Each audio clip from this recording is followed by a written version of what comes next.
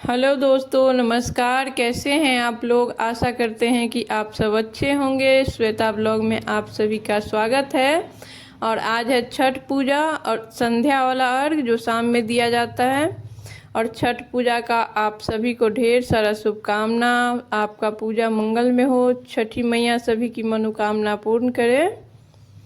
सभी के घर में आनंद रहे, खुशहाल रहे। सभी को जो भी विश मांगे होंगे सभी का पूर्ण करे, ऐसा कामना है मेरी आप सभी के लिए। तो चलिए वीडियो में आगे बढ़ते हैं। ये यहाँ पे मैं बना रही हूँ चावल के आटे से लड्डू बनता है छठ पूजा में। चावल को पहले ही भून करके पीसा जाता है, घर में ही हम लोग पीसते हैं। और उसमें मीठा मिक्स करके लड्डू बनाया जाता है। और चावल के आटा से जो भुसबा उसको बोला जाता है, भुसबा होता है। और ठेकुआ होता है, वो महाप्रसाद छठ पूजा का होता है। और यहाँ पे बना रहे हैं ठेकुआ। ठेकुआ भी गेहूं के आटे से ही बनता है और मीठा डाल के ही बनता है, इसमें चीनी का यूज नहीं किया जाता है। तो दोनों को हम मिक्स करके आटा लगा लिए थे मीठा डाल करके, और भुसबा भी बन चुका था। और यहाँ पे जला रहे हैं चूल्हा मिट्टी का। हम लोग चूल्हा पे ही बनाते हैं।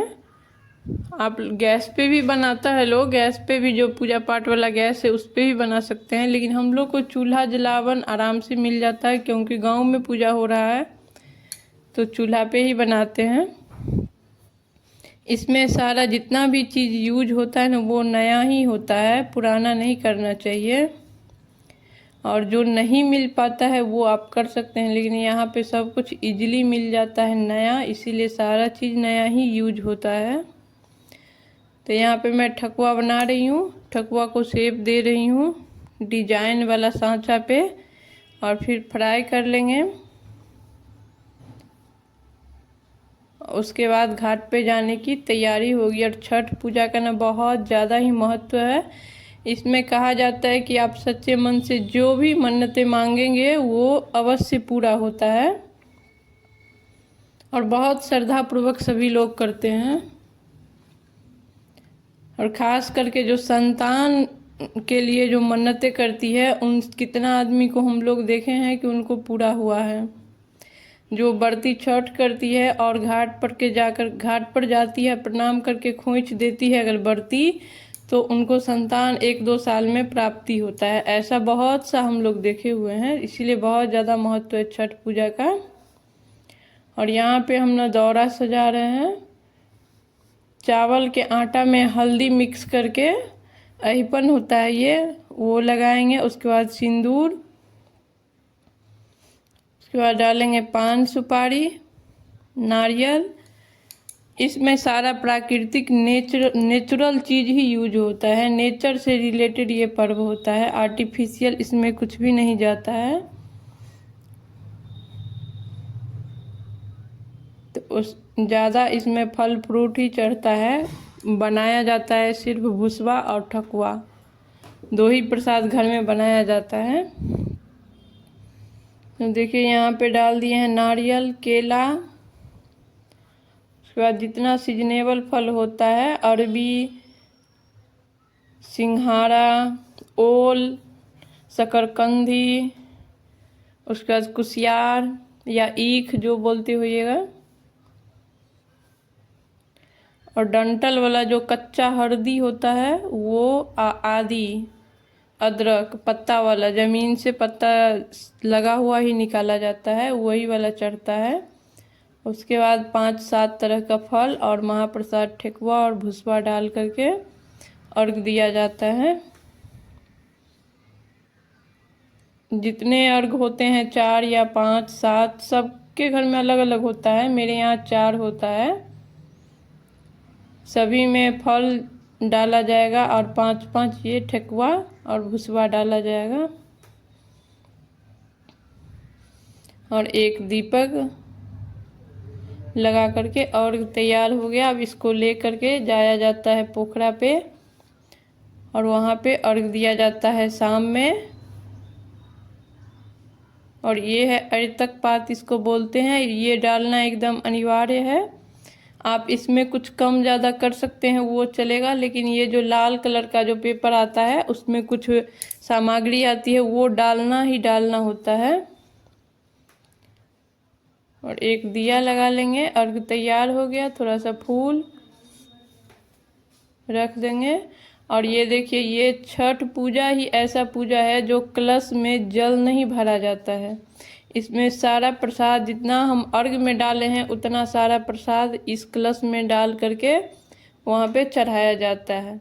और छठ पूजा का ही कलश का दीपक जो है वो घर पे प्रज्वलित करके घाट तक जला करके ले जाना होता है वहाँ। और सब में आप देखिएगा कलश बैठा करके फिर उस पे दीपक जलाया जाता है। यहाँ पे ऐसा नहीं, छठ पूजा में आप अपने घर पे ही कलश पे दीपक जलाइए और हाथ जलते हुए दीपक को लेकर के वहाँ स्थापित करना होता है। बैठाइएगा आप घाट पे, लेकिन जलाइएगा घर पे ही। इसीलिए हमको लगा कि कलश का डालना चाहिए, तो आप लोग को दिखा रहे थे। और इसमें ना हाथी भी चढ़ता है, हाथी। और देखिए यहाँ पे हम लोग आ गए थे पोखरा पे, और सारा अर्घ रख देंगे, पसार देंगे पोखरा के घाट पे।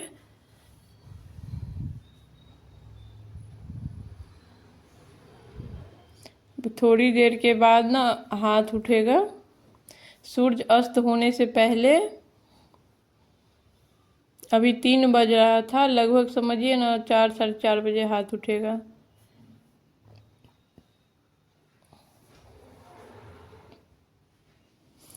तो मेरा वीडियो ज़रा भी अच्छा लग रहा हो आप लोग को तो प्लीज़ चैनल को सब्सक्राइब कर दें, लाइक कर दें, शेयर कर दें, मुझे सपोर्ट करें।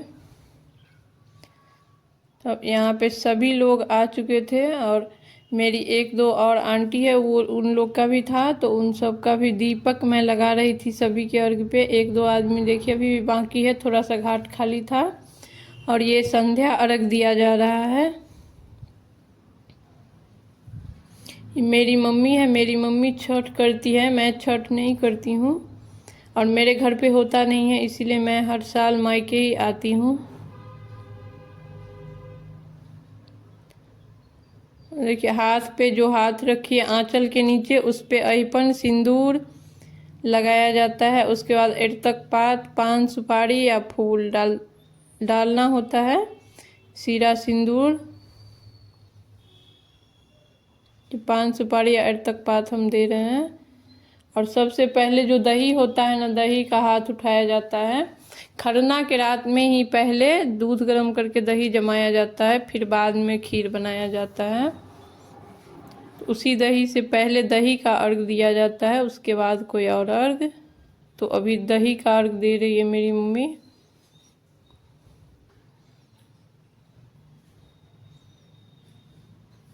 अभी न पश्चिम के तरफ मुंह करके दिया जाएगा। सूर्य अस्त पश्चिम के तरफ होता है, और सुबह में ना पूरब के तरफ दिया जाता है, क्योंकि पूरब के तरफ से ही सूर्य उदय होते हैं। देखिए बारी बारी से सारा जितना अर्घ है सभी का हाथ उठेगा, सिर्फ कलश को छोड़ करके। कलश का हाथ नहीं उठाया जाता है, सिर्फ कलश को रखा जाता है पूजा में। और यहाँ पे कोई था नहीं है, पोखरा जो है ना उतना ठीक ठाक नहीं है, नीचे पिछल रहा था, इसीलिए मैं दोनों को, मेरी आंटी थी तो उनको भी दे रही थी, मम्मी को भी दे रही थी।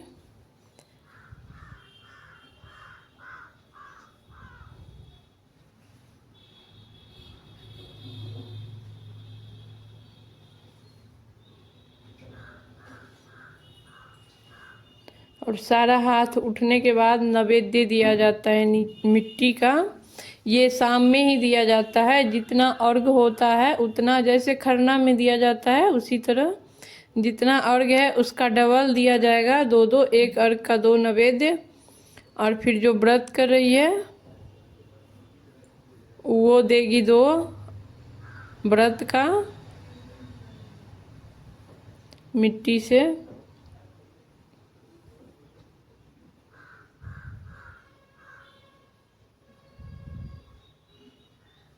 और यहाँ पे ना मैं बहुत ज़्यादा व्यस्त हो जाती हूँ, क्योंकि 2-3 आदमी हो जाता है। और रहती है यहाँ पे भाभी लोग मेरी रहती है, लेकिन सब घूंघट में रहती है, तो उतना अच्छा से नहीं हो पाता है ना। इसमें होता है कि बहुत सारा अगरबत्ती दीपक जलता रहता है, तो कपड़ा का भी बहुत ध्यान रखना पड़ता है।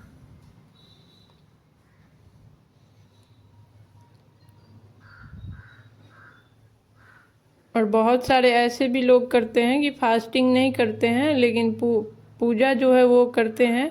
सारा पकवान सारी तैयारियां करके घाट पे पहुंचा देते हैं और किसी को बोल देते हैं हाथ उठा देने के लिए, या फिर उनके घर में कुछ ऐसा हो जाता है कि वो हाथ नहीं उठा सकती है।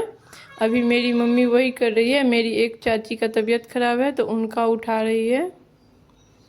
और बहुत सारे लोग ऐसे करते हैं कि सारा तैयारी कर लेंगे और हाथ किसी और से उठवा लेते हैं, खुद फास्टिंग नहीं कर पाते हैं, बीमार है या कुछ भी है, तो इसीलिए इतना ज़्यादा हो जाता है अर्घ।